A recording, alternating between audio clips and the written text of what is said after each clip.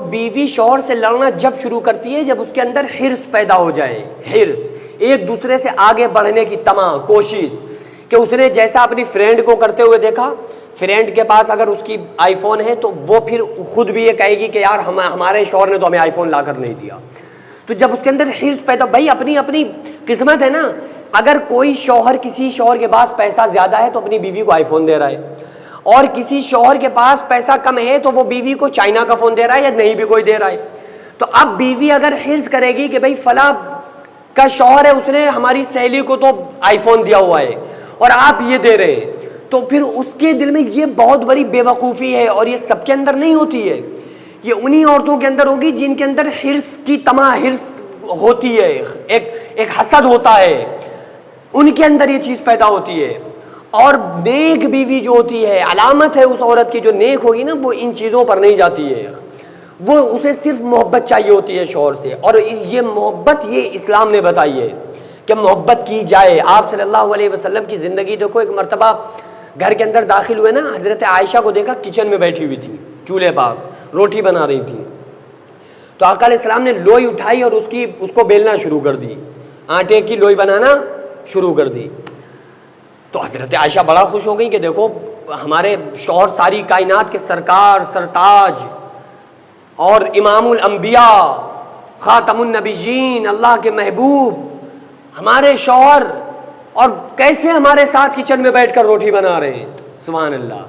تو حضرت عائشہ خوش ہو گئی. تو جب حضرت عائشہ نے اس لوئی کو لے کر بڑا کر کے چولہے میں لگایا ہے نا، تو کافی دیر ہو گئی لیکن وہ روٹی جلی نہیں، وہ سگی نہیں.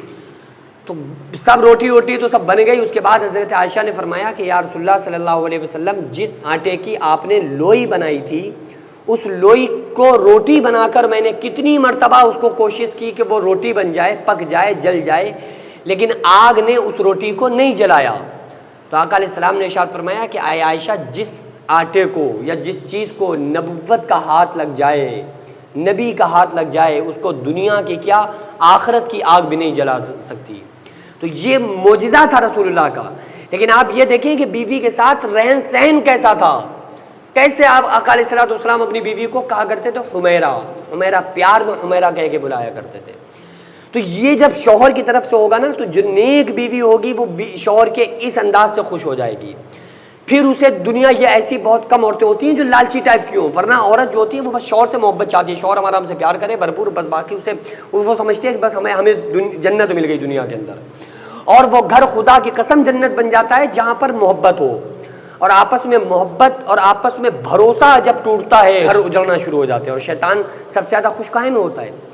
وہ اتنا کسی لڑائی میں خوش نہیں ہوگا، پورے قتل و قتال جنگیں ہو جائیں وہ اس سے اتنا خوش نہیں ہوگا جتنا میاں بیوی کے جھگڑے میں خوش ہوتا ہے. وہ تو چاہتے ہی ہے کہ بھائی بس کسی طرح سے ان دونوں میں جھگڑا ہو، وہ کسی طرح سے ان دونوں میں جھگڑا ہو. کیوں؟ کیونکہ جب میاں بیوی لڑتے ہیں نا تو اس کا ایفیکٹ نسلوں پر پڑتا ہے. جب چھوٹے چھوٹے بچے ہیں وہ دیکھ رہے ہیں کہ ہمارے اماں ابا صرف پورا دن لڑ رہے ہیں، ان کے پاس کوئی کام ہی نہیں ہے، جب تک اماں ابا سے لڑ نہیں لیتی ہیں، جب تک ان کا کھانا بننا شروع نہیں ہوتا ہے، جب تک ابا اماں سے نہیں لڑ لیتے ان کا کھانا ہضم نہیں ہوتا ہے. جب یہ بچہ دیکھے گا سارا دن تو وہ پھر کیا کرے گا؟ وہ بچہ کیا وہ اپنی بیوی سے محبت کی باتیں کرے گا؟ ظاہر ہے کہ وہ بھی وہی کرے گا جو جیسا اس نے دیکھا وہی اس کے دل کے اندر بھرا ہوا ہے.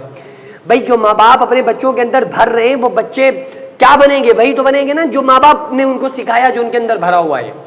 ایک شخص تھا، اس نے طوطا پالا، طوطا پنجرے میں بند رکھا، ساری زندگی اس کو اللہ اللہ اللہ اللہ رٹایا. تو وہ خوب کہتا تھا، طوطا تو جو سنتا ہے وہ کہتا ہے، وہ اللہ اللہ کہتا تھا.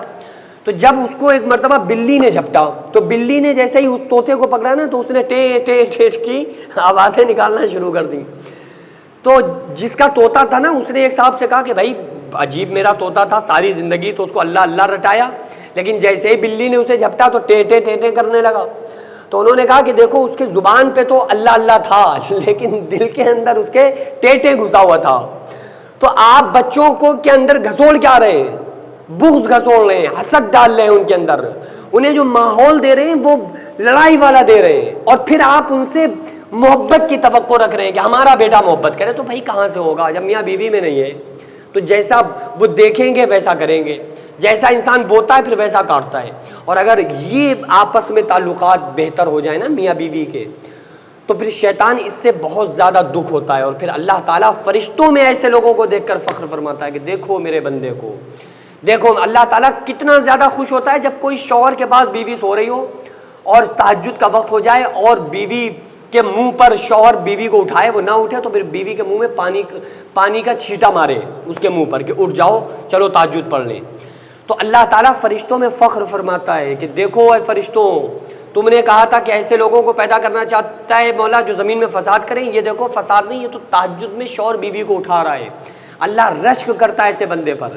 لیکن آج کے دور میں اگر اٹھا دیا جائے، اگر کسی عورت کی 7 بجے کی اٹھنے کی عادت ہو نا، اور اس کا شوہر اسے 6:30 بجے اٹھا دے کہ بھائی بیگم اٹھ جاؤ، ہمیں تھوڑا ضروری کام ہے، تو وہ اٹھے گی تو 1.5 گھنٹہ شوہر کو اس کا موڈ ٹھیک کرنے میں لگ جائے گا۔ اس کی غلطی کیا ہو گئی کہ بس اس نے آدھا گھنٹہ پہلے اس بیوی کو اٹھا دیا۔ تو یہ آج کے دور میں ماحول بن چکا ہے۔